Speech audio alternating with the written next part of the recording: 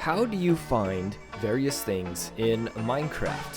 Things like this dark oak forest, this desert, spooky mansions, ocean monuments, icebergs. How about a pillager outpost? Villages. Hey, what's going on everybody? I'm Animus J, and in this video we're going to be talking about how to find just about anything in Minecraft. This is specific to Bedrock Edition, Pocket Edition, Console, etc. But honestly, you can do it with any edition. You just got to select the right button. I'm going to be doing it in Bedrock, so if you're following along with me, just kind of apply it towards whatever version that it is that you're playing on. So first, let me apologize really fast for my voice. It probably sounds like the mic is kind of overwhelmed with my voice right now. I'm actually sick right now, and so my voice sounds really strange, and it actually sounds like it's overbearing on the microphone. That's not the case. That's just the way that I sound right now. So I do apologize and ask that you just bear with me.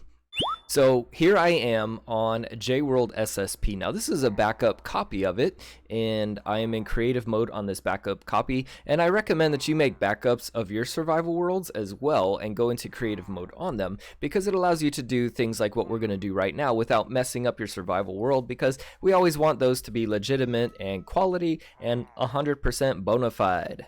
So you're going to need 2 bits of information. The first thing you need to know is, where are you? And the second thing you need to know is, what world am I in? Because JWorld SSP does not mean anything to anybody but me. And so what we're going to do is we're going to go into the pause menu. We're going to go into settings. And then you're going to scroll down, and right here is your seed, and you're going to need to write that down. Now, if you're in Java Edition, you're going to type /seed into the chat, and I believe that should give it to you. But for anybody that's on the console or Bedrock Editions, Pocket Editions, you're going to find it right here in your settings menu. Now, the other thing you're going to need is your coordinates in the world. Where are you inside of this world? Now, what this seed is this number is what the generator used in order to make your world. So where everything is at and what everything is inside of your world is based on these numbers. And so now we just need to know where you are inside of that. So if you take this seed right here and you create a world using this number right here, you will create a world that is identical to my world. So make sure your show coordinates is turned on. Now, when you go back into your world, you will see the coordinates just like I have at the top left corner of your screen. And what that is a grid coordinate. So if you know anything about grids from school, that is how Minecraft works. So right now I am at 1,395, 67, and 124. Now, what on earth does that even mean? Well, you have to understand it a little bit, but don't worry guys, it's not that confusing. So those numbers represent this exact block that I am standing on top of. Now, it doesn't actually mean that block, because as you can see, it just changed. What it means is the block that I'm standing on. So in actuality, it means that block. So those 3 numbers from left to right are your X, Y, and Z. Your X coordinate is going to travel you east to west. As you can see, I'm moving forward and backwards along the east and west axis, and it is changing my X value.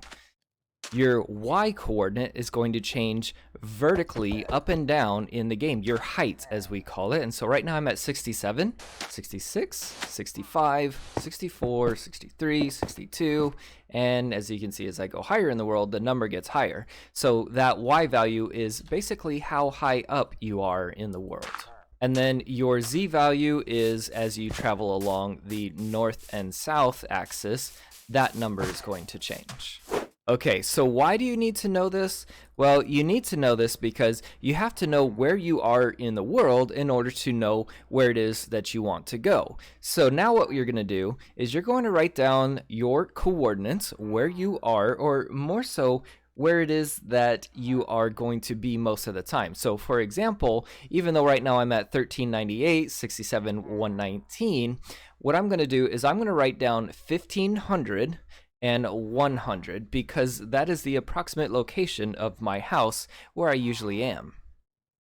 Now, I'm not writing down the Y value because I don't care how high or low I am. Basically, in the overworld, I just know that I'm standing on the ground. So whether I'm a little higher or a little bit lower, doesn't matter. I just know I'm not inside the earth. So the next thing you're going to do is you're going to open up your internet browser and you're going to go to chunkbase.com, and it's going to bring you up to this page. And what you're going to do is you're going to click on the apps button right here, and then you're going to scroll down, and these are all the wonderful things that Chunkbase is going to help you find inside of your world. So first of all, I want to look for biomes, and this is what I use Chunkbase for the most, is finding where there's different biomes at. So coming over to this page, you're going to see why it was important to understand your grid coordinates. So you can see we have the X, we have the Z. We don't need a Y because we don't really need to know how high things are up. We just know everything happens on the surface unless it's something like a dungeon, spawners, strongholds, those types of things. And then all we have to do is we just know we have to dig down until we find them. So what I'm going to do is up here where it says seed, I'm going to type in the seed that I got from my world. Once you have that typed in, go ahead and type find biomes. And then what you're going to do is you're going to scroll down here to the bottom, and what you're going to do is you're going to click on this drop down, and you're going to click on whichever edition of Minecraft it is that you are playing on. So Minecraft without bamboo jungles right here under Bedrock Edition is the only Bedrock Edition that I have. So you see it is a little bit limited. We won't be able to find bamboo jungles, but we'll be able to find everything else from it. So I'm going to click on that, and then let's go ahead and refresh it. Let's make sure it's good. Now, as I scroll out here, this is what my world looks like. But this is a little bit confusing without me knowing where I'm at. Now, I happen to know where I'm at on this map, and that's just because I've stared at this map a couple hundred times. But what I'm going to do is I'm going to come down here, and those coordinates that I wrote down, 1500, 100, I'm going to write those in, and I'm going to click go. Now it puts a little red dot where my house is from my coordinates. And if you have been watching JWorld SSP, then you should know I am in a village that has a couple different areas around it. We have a dark forest, we have a desert, we have a plains, and we have a normal forest.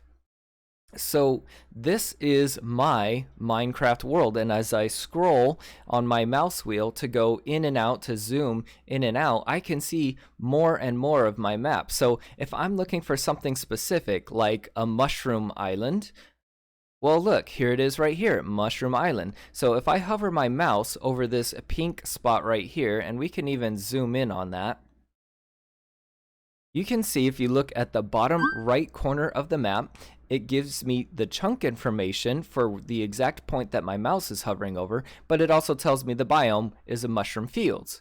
And then if I move it around, we can see cold ocean, mushroom shore.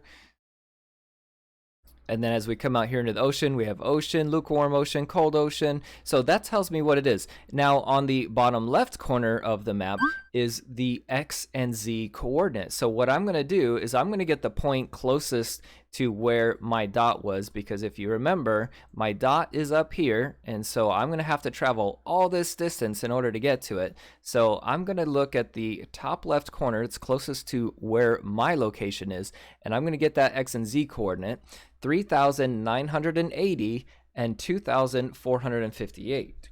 Now, both of my numbers are positive, but make sure you pay attention to whether or not you have a negative number in there, because there have been times in the past where I've traveled 1,000 blocks in the nether in the wrong direction because I forgot to write down the negative sign.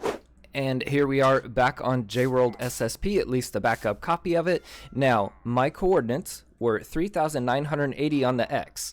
I'm at 1,401 on the X, so I have quite a distance to go. So if I start walking, I can see my X value is going down, which means I need to turn around, and I need to go this way because I need to get that number up to almost 4,000. So if I travel a long way in that direction, eventually I will hit 4,000.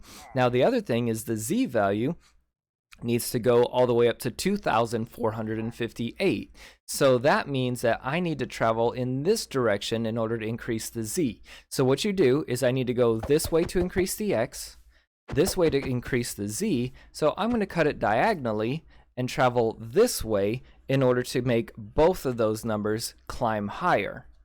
And so what I would do is just travel continually in this direction until I got both of my numbers about to where they needed to be. Now, as they start getting closer, I may need to increase just the Z and not the X, or just increase the X and not the Z.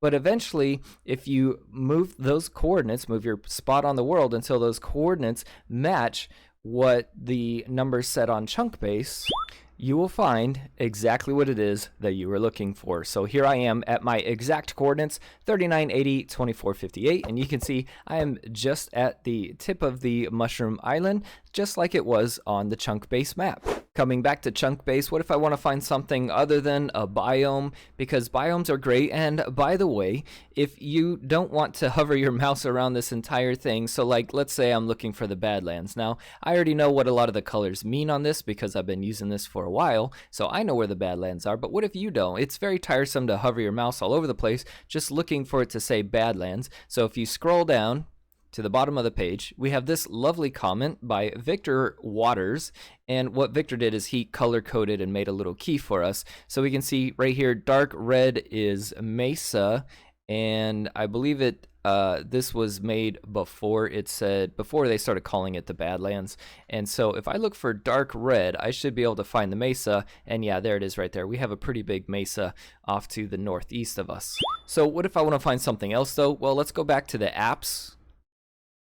And let's look for that ocean monument that I was at earlier. So we'll click on ocean monument. Now this is going to look a little bit different than what the biome map looked for. So I'm going to type in that seed, and let's see, I'm still on Minecraft Bedrock Edition, find ocean monuments. Now I clicked it, it doesn't look like anything happened. So let's put in our coordinates first of all, 1500, 150. All right, so there's where my house is, and there's definitely not an ocean monument at my house. So I'm going to scroll out, and there we go. All those blue dots are the ocean monuments. So you can see there's a pack of 3 of them right here that are pretty close. Let's see how close they actually are. So this one is at 197 minus 3481. 661, 3753, 725. So these are all within a couple hundred blocks of each other. You might be able to load all of those, maybe possibly into lazy chunk loading at the same time. So you can see how this is super helpful, because you can find all the monuments that are in your world. So all you would need to do is find the one closest to you, which for me would be this one, and you write down the coordinates, 1509 minus 1289, and then you just travel to that coordinate in your world. So my voice is starting to go further and further out on me, but I want to cover one more thing for you guys, and that's slime chunks. And that's because you need to understand how slime chunks actually work in Minecraft.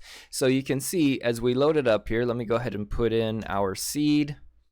All right, so we actually have quite a few slime chunks around our spawn area, and that's pretty normal. They're actually all over the place. It's just hard to find them on a level where they're going to spawn, where they have openings. So you can see that they're not dots this time, they're squares that take up the entire part of the grid that they're in, and that's because slimes spawn within what's called a Minecraft chunk. All that chunks are is they're larger divisions of grids within the game. So if I'm standing on a specific block, that specific block is within a larger square. Now these squares go all the way vertically, and they go up to, I believe it is 15 blocks horizontally. Now, if you're on Java Edition, this is a little bit easier for you because you press F3 and it gives you the chunk information, which in this case, I am in chunk 93/6. But on Bedrock Editions, Console Editions, we don't have that nice little information. So what we need to do is we need to download a Chunk Finder texture pack. So if you type in Chunk Finder texture pack or chunk boundaries, anything along those lines, you'll get stuff like this. And so this is the one that I use right here, chunk bounds shaders. And what it's going to do is it's going to put these crazy lines all over the world, and those are your chunks. So you don't have to do any kind of math or anything like that in order to figure out where your chunk borders are. So I'm going to write down this coordinate right here, which is in the very center of this slime chunk.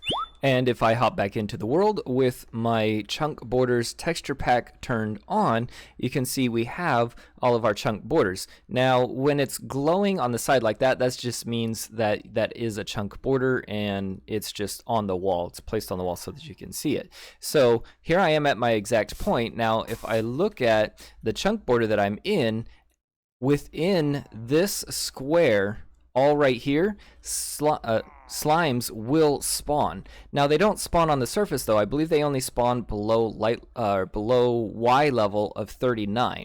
And so here we are. I went ahead and dug it down all the way to Y level 30, as you can see on my grid coordinates. Now I double checked it and it is Y40 that they can spawn below. So right here, well, my feet are right there. So that is Y level 40. So below this block, slimes are able to spawn. So I've gone ahead and cleared it out in the exact shape of the chunk, which means that every single one of these blocks that we see down here is an area where a slime can spawn. And there you go. Just that quick. So that is how you find slime chunks, and that is how you find the actual chunks that they can spawn in. Now, if I break out any other blocks out to any of the other sides, slimes will not spawn on them, but of course, we can use those for transporting them, killing them, etc., so on and so forth. So that is it for today's video, guys. I really hope that it helped you to understand some things. If there's some things that are still confusing you about any of this, let me know down in the comments and I'll do the best I can to help you out. Maybe there's another video that we need to make about all of that, but hopefully that clears a whole lot of things up for you. So if that helped, do hit the like button for me, please. And if you haven't already, please subscribe. I would love to have you be a part of our wonderful community. That's it for today though, guys. I'm Animus J, and I'll see you next time.